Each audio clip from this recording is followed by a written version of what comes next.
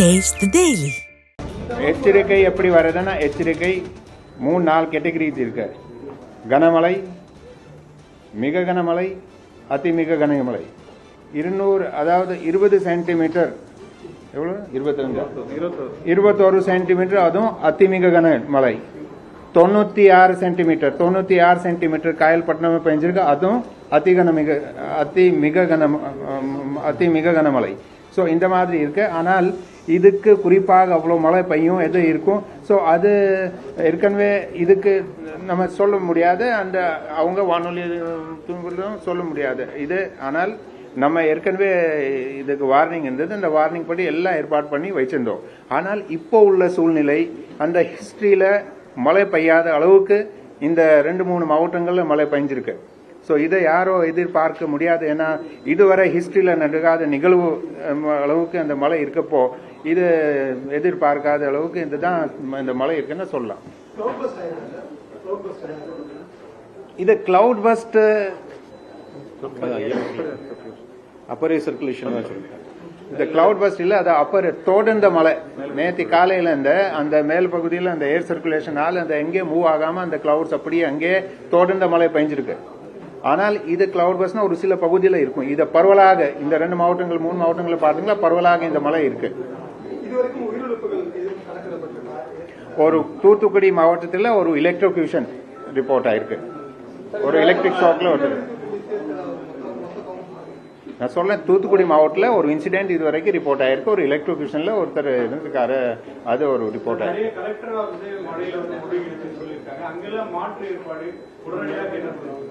உடனடியாக உதாரணமாக தூத்துக்குடி போகிறதுக்குள்ள அந்த மாநகராட்சி அலுவலகத்திலேருந்து அவங்க ஃபங்க்ஷன் பண்ணியிருக்காங்க.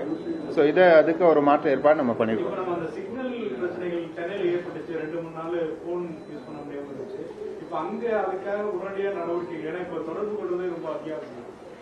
ஸோ இதுவரைக்கும் அந்த கனெக்டிவிட்டி ஒரு பெரிய அளவுக்கு இஷ்யூ வரல. ஆனால் அவங்களுக்கு அந்த போதியான அளவுக்கு அந்த பவர் பேக்கப் அல்லது டிஜி சேட்டோட அது அந்த டிஎஸ்பி டெலிகாம் சர்வீஸ் ப்ரொவைடர்ஸ்க்கு அவங்களுக்கு அட்வைஸ் பண்ணிருக்கோம். ஏற்கனவே அங்கே ஸ்பெஷல் நோடல் ஆபீசர் நம்ம ஒரு 12 ஐஎஸ் அதிகாரிகள் அங்கே இருக்கிறாங்க. அப்புறம் மூத்த அலுவலர்கள், உதாரணமாக நம்ம சிஆர்ஏ கமிஷன், அதாவது அந்த கூடுதல் தலைமைச் செயலாளரும் இந்த ஆணையர் வருவாய் நிர்வாக ஆணையர் அவரும் அங்கே இருக்கிறாரு. Fire service director general fire service அவரும் தூத்துக்குடியில இருக்கிறாரு. இன்னைக்கு காலையில அவரும் அங்கே தான் இருக்காரு. அதே மாதிரி அந்த நீர்வளத்துறை கூடுதல் தலைமைச் செயலாளர் அவரும் அங்கே இருக்கிறாரு. நிறைய நம்ம சீனியர் ஆபீசர் ஒவ்வொரு டிஸ்ட்ரிக்ட் டெபியூட் பண்ணிருக்கோம். சென்னையில வடிகிற அந்த விகிதம் ரொம்ப கம்மியா இருக்குது. பட் அங்க எப்படி சார் உடனே வடிகிற பக்கத்துல கால்வாய் எல்லாம் இருக்கு இல்ல. இது இப்போ மழை நின்ன பிறகுதான் அது தெரியும். வழக்கமா திருநெல்வேலியில இதுல தண்ணி சீக்கிரமா வடியும். ஏன்னா அங்க கொஞ்சம் அந்த ஸ்லோப் கிரேடியன்ட் இருக்கு. இது தூத்துக்குடி பொறுத்தவரையில கொஞ்சம் டைம் ஆகலாம். ஏன்னா அந்த தூத்துக்குடியும் கடலோர பகுதி, தூத்துக்குடியும் ஒரு தாழ்வான பகுதி, ஃபுல்லா தூத்துக்குடி மாநகரம் தாழ்வான பகுதி இருக்கு. ஆனால் அது மழை நின்றாதான் கடந்த ஒரு 2-3 மணி நேரம் திருநெல்வேலியில மழை கொஞ்சம் ஓய்வு இருக்க சொல்லியிருக்காங்க. ஒரு நல்ல செய்தி. ஆனால் தூத்துக்குடியில இப்போ கூட கொஞ்சம் லேசான மழை பெஞ்சிருக்கு. ஸோ அந்த மழை பெஞ்ச பிறகுதான் தெரியும்.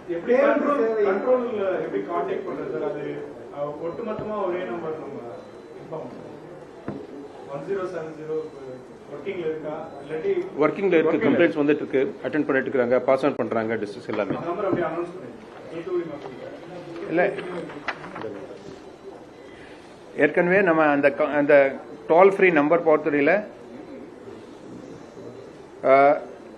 அந்த 1070 டோல் ஃப்ரீ நம்பர், ஆமா, அந்த 1070 ஏற்கனவே பிரேஸ்ல சொல்லிருக்கோம். அப்புறம் ஏதோ இஷ்யூ பொதுமக்களுக்கு எது இருந்தால் அந்த 1070 டோல் ஃப்ரீ நம்பர் மூலமாக சொல்லலாம். இதுவரை நம்ம மொத்தமாக ஒரு 3863 கம்ப்ளைண்ட்ஸ் வந்திருக்கு. இந்த 1070 டோல் ஃப்ரீ நம்பர் வாயிலாக 3863 கம்ப்ளைண்ட்ஸ் வந்திருக்கு. அதுல 3732 கம்ப்ளைண்ட்ஸ் அட்டென்ட் பண்ணிருக்கோம். 144 கம்ப்ளைண்ட்ஸ் அட்டென்ட் பண்ண வேண்டிய இருக்கு. அதுவும் அந்தந்த நிர்வாகத்தை அமைச்சிருக்கோம். நம்ம நிறைய பேர் வந்து பில்டிங்ஸ்ல மாட்டிக்கிட்டாங்க. அந்த மாதிரியான விஷயங்களுக்கு இப்போ ஹெலிகாப்டர்ல வந்து ஃபுட்டு சர்வ் பண்ணுவோம். அந்த மாதிரியான வாய்ப்பு அங்கே இருக்கா சார்? அதான் நம்ம ஏர்ஃபோர்ஸ்க்கு ரிக்வெஸ்ட் பண்ணியிருக்கோம். சூலூர் ஏர் பேஸ்ல இந்த அதுக்கு ஏற்பாடு பண்ணிட்டு இருக்காங்க. அதே மாதிரி கோயம்புத்தூர் மாவட்ட ஆட்சித்தலைவர் மூலமாக, ஏன்னா சூலூர் கோயம்புத்தூர் மாவட்டத்தில் இருக்கு, அதனால அந்த மாவட்ட ஆட்சித்தலைவர் மூலமாக ஃபுட் பேக்கெட்ஸ் எல்லாம் அங்கே அரேஞ்ச் பண்ணிருக்கோம். சில பகுதியில் இதுக்கு விரைவில் நம்ம இந்த ஏர் மூலமாக அதை ட்ரா பண்ணுறதுக்கு ஏற்பாடு பண்ணிருக்கோம். தூத்துக்குடியில் மெயினா தூத்துக்குடி மாநகரம், அதே மாதிரி காயல்பட்டினம், சிறுவைகுண்டம், சாத்தான்குளம், திருச்செந்தூர் எல்லாமே தூத்துக்குடியில் பார்த்தீங்கன்னா எல்லா பகுதியில் கிட்ட ஒரு 50 சென்டிமீட்டருக்கு மேலே பெஞ்சிருக்கு.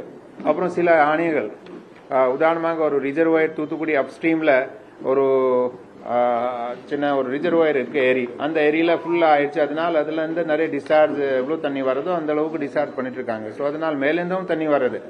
அப்புறம் அங்கே லோக்கல் ரெயின் வாட்டரும் இருக்கு. தூத்துக்குடியோட வாட்டர் எல்லாம் ஒரு பக்கலோட ஒரு ஓடை இருக்கு. அந்த ஓடை மூலமா தான் கடல்ல வடியும். அந்த பக்கலோட கொஞ்சம் இப்போ நிரப்பி ஓவர்ஃப்ளோ ஆயிட்டு இருக்கு. ஸோ அதனால இந்த பகுதியில் உள்ள நிறைய அந்த அங்கங்கே நீர் தேங்கிருக்கு. ஆனால் போதியான அளவுக்கு நம்ம ஒரு போட்ஸ் எல்லாம் ஏற்கனவே ஆர்கனைஸ் பண்ணோம். நேற்று காலையில இருந்து அந்த முயற்சி பண்ணிட்டு அங்கங்கே போட்ஸ் ஆர்கனைஸ் பண்ணாங்க. ஆனால் கூடுதலாக போட்ஸும் இப்போ அரேஞ்ச் பண்ணிட்டு இருக்காங்க. அங்கே இந்த வாட்டர் பாடிஸ் ஒட்டி இருக்கக்கூடிய பகுதிகளில் இந்த குடிசை வீடுகள் நிறைய இருக்கும் இல்லையா? இது வரைக்கும் அப்ராக்சிமேட்டா எவ்வளவு முழுமையா பாதிக்கப்பட்டிருக்கு? அந்த அசஸ்மெண்ட் அதை இனிமேல எடுக்கப்படும். சார், போக்குவரத்து பெரும்பாலும் துண்டிக்கப்பட்டிருக்கு. தென் மாவட்டங்களுக்கு டிரான்ஸ்போர்ட் எப்படி இருக்கு?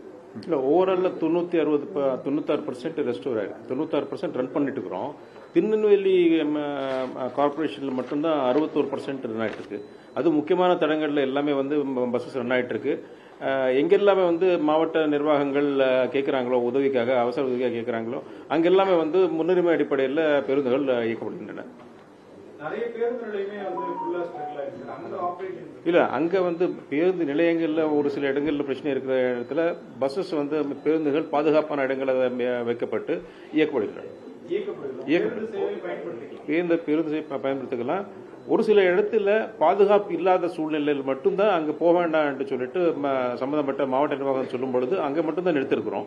மற்றபடி எல்லாமே வந்து ஆப்ரேட் ஆகிட்டு இருக்கு. சென்னையில பேருந்து வந்து இப்போ தூத்துக்குடி போறவங்க 4 மாவட்டங்கள் போறவங்களுக்கு போகலாமா?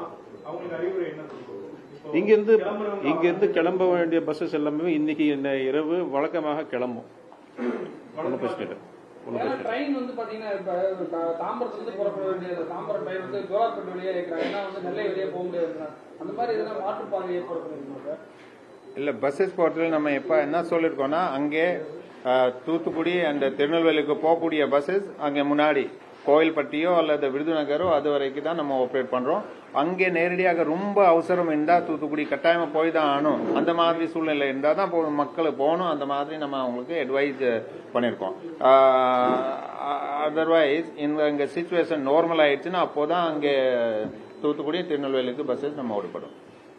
அப்புறம் அந்த இதே மாதிரி அந்த இதுல கோயில்பட்டியில ஒரு 10 ரயில்கள், கோயில்பட்டி விருதுநகர்ல அது சவுத் இந்த நாகர்கோயிலும் திருநெல்வேலி தூத்துக்குடிக்கு போகக்கூடிய சில ட்ரெயின்ஸ் அது அங்கே கோயில்பட்டியில நிப்பாட்டிருக்காங்க. ஸோ அதுக்கு அங்கே நம்ம ஒரு சாப்பாடு அவங்க தங்குறதுக்கு ஏற்பாடு பண்ணிட்டு இருக்கோம்.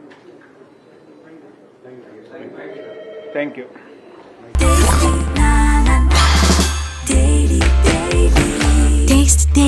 Taste the Daily.